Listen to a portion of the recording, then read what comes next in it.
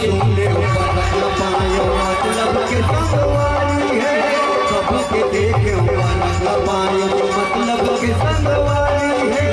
तो वयना संजो के लगे हो तुम बनाती है, तो वयना संजो के लगे हो तुम बनाती है।